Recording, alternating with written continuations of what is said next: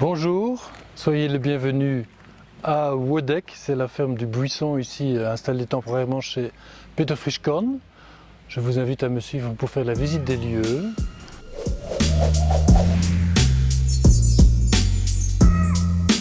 Moi je travaille avec Émile, qui est un stagiaire qui vient 2-3 jours par semaine.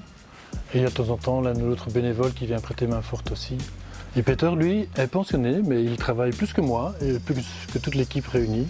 Moi j'ai fait mon stage ici en 2013, donc il y a déjà plus de 10 ans. Et je me suis installé à 5 km à Eudeguien, après avoir travaillé une dizaine d'années, surtout en traction animale, mais avec quand même le concours du tracteur de Peter en début de saison pour préparer le terrain. Je me suis quand même dit que finalement, les ânes c'était très sympathique, mais qu'il fallait que je passe à autre chose pour gagner du temps et gagner en efficacité dans les cultures et surtout dans le rendement des cultures et donc histoire de pouvoir dégager un revenu suffisant en travaillant un petit peu moins longtemps pour dégager du temps pour la famille aussi parce que voilà, la famille s'est agrandie il y a peu. Je ne suis pas d'une lignée d'agriculteurs, j'ai commencé ce métier-là assez tard dans le cadre d'une reconversion. Quand on a 40 ans, on se pose des questions, il n'est jamais trop tard. Et donc à la base, je suis historien. Moi j'ai fait une licence en histoire à l'UCL et on m'avait demandé à l'époque, avant même que j'ai terminé mes études, si je ne voulais pas travailler dans un centre de recherche. J'ai dit bah ouais, facile. Et puis au bout d'un an d'avoir fait des recherches sur des théologiens qui avaient participé au Concile Vatican II, pardon, je me suis dit mais qu'est-ce que je fous là? Je suis aussi violoniste, donc ça m'occupe quand même aussi assez bien de temps. Dans un petit orchestre de musique ancienne qui s'appelle les Moufati à Bruxelles, qu'on a créé il y a quasiment 25 ans maintenant aussi. Malgré tout ça et le bonheur que j'éprouvais à être musicien, j'ai éprouvé le désir de toucher à quelque chose de plus concret. Donc j'avais besoin à la fois d'une stabilité professionnelle, d'un travail rémunérateur, mais aussi d'un contact avec des choses plus concrètes, parce que la musique c'est très beau, et j'avais besoin de quelque chose qui me relie plus au sol. Et dans un premier temps, je m'étais plus orienté, parce que j'ai fait ça depuis toujours, quand j'étais gamin, travailler dans des jardins, tout ça, ça a toujours été mes passions, d'aménager des jardins, de concevoir des jardins, tout ça.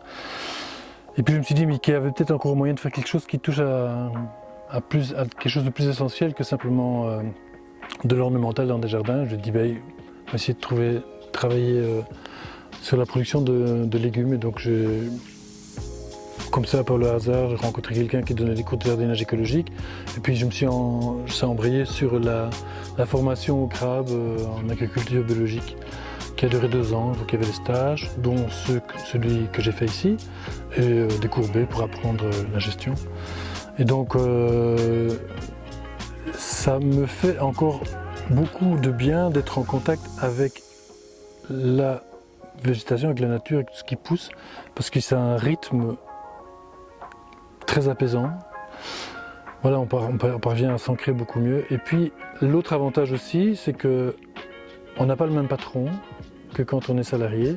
Si quand la nature n'est pas d'accord avec ce que l'on fait, elle nous le fait savoir, bien entendu, elle ne se prive pas, mais on n'a pas trop le choix. on peut se mettre autant qu'on veut. Il faut qu'on accepte, voilà, il faut qu'on accepte les choses telles qu'elles viennent. Et donc c'est voilà, une des choses qui est les plus nourrissantes dans ce métier, je trouve. Et le fait aussi que ce soit saisonnier fait qu'en été on travaille beaucoup plus qu'en hiver où on a besoin de repos en réalité. Moi j'ai toujours beaucoup de compassion pour les personnes qui sont salariées, qui travaillent autant en été qu'en hiver et qui partent de chez eux, il fait noir et ils rentrent, il fait déjà noir. Voilà, ici au moins on a l'avantage de vivre des rythmes plus naturels. Alors la première chose qu'on voit quand on monte ici, c'est une partie que Peter s'est réservée. Et ici on voit déjà toutes les cultures de choux que Peter a prévues pour la production de choucroute, dans laquelle il est passé maître. Et ici il y a 2 tunnels l'un à côté de l'autre, et j'occupe le premier, Peter occupe le second. Et donc dans ce premier tunnel, j'ai concentré tous les plants d'aubergines et de poivrons et de piments.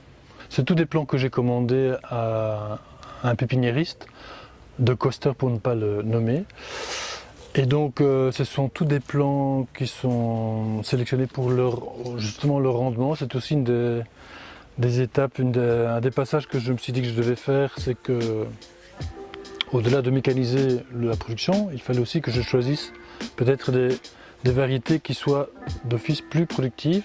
Et donc j'ai fait le pari de travailler surtout avec des F1 cette année. Et donc ici, pour remplir une serre comme celle-ci, il y a déjà en termes de plants un budget de 1 500 €.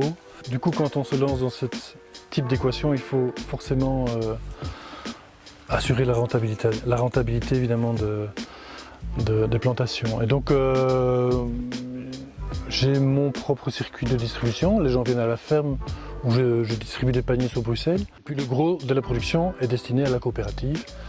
Alors derrière, ici, on a un petit étang que Peter a installé il y a quelques décennies. Peter est actif ici depuis les années 80. Et donc il y a une fameuse réserve d'eau qui est très utile pour l'irrigation. On essaye évidemment de respecter le plus possible les ressources qui sont à notre disposition, surtout dans l'avenir qui se précise. C'est un défi majeur de s'assurer quand même un approvisionnement en eau important. Donc on arrive ici au serre multichapelle. Il fait un petit peu moins chaud que dans celle-ci, mais il fait quand même très très bon. Donc ici il y a 4 grandes nefs. Alors Peter occupe cette première nef-ci et moi j'occupe les 3 autres. On ne va pas s'amuser l'un et l'autre à planter les mêmes variétés, donc on s'est partagé un petit peu. Je vais produire plutôt ce qui est tomates cerises, et puis les tomates classiques, des tomates romains. Alors les poivrons, par exemple, chez moi, il y a des poivrons carrés, qui seront un peu de toutes les couleurs. Et lui, il a plutôt choisi des poivrons allongés, des pointus, des cornus. Alors il a planté par exemple des concombres qui se portent très très bien, alors que les miens, qui sont dans la même terre mais juste 2 serres plus loin, sont atteints d'une maladie, c'est probablement la verticilliose. Donc on sent que les feuilles sont toutes molles, que c'est comme si elles manquaient d'eau, mais en réalité c'est le système racinaire qui est attaqué par un champignon. Donc c'est bien d'être complémentaire et des fois de cultiver les mêmes légumes. Là ce sont des concombres longs. Moi j'ai choisi des petits courts épineux. Alors Peter aussi fait plus tout ce qui est aromates, persil, basilic et tout ça. Et puis j'ai planté pas mal de piments aussi. On verra bien s'il y a de la demande. Je sais qu'en Belgique on n'aime pas trop ce qui est épicé à ce point-là. Mais je vais vous amener juste à l'extension d'une parcelle ici qu'on a ouverte ce matin à la culture. Vous montrer une des techniques que je n'utilisais pas jusqu'il y a cette année, qui est simplement le recours à des bâches, à des films de paillage biodégradables qui sont redoutablement efficaces parce que en plus d'occulter la lumière donc pour toutes les mauvaises herbes qui sont en dessous, c'est déjà en ça un fameux gain de temps parce qu'on n'en passe du temps à désherber partout. Ce paillage capte la chaleur quand il n'y en a pas trop, c'est quand même un bénéfice intéressant et ça empêche aussi trop d'évaporation. Donc on n'a plus qu'à venir et à planter nos légumes et attendre que ça pousse. Plus qu'à. C'est un film qui est fait de 100% de matière naturelle, donc qui est normalement entièrement assimilable, biodégradable en 6 mois. En champ, ça va plus vite parce qu'avec les précipitations, tout ça, ça abîme assez rapidement le plastique. On peut dire qu'en fin de saison, il est digéré par le sol et quand on retravaille le sol après, il n'y a pas de problème. En serre, c'est plus compliqué. Parce qu'il n'y a pas de pluie forcément et donc ils se dégradent moins vite et en fin de saison on préfère le retirer manuellement et le remettre au compost pour qu'il termine sa dégradation là-bas. Autrement on a l'impression de travailler dans un champ d'immondices.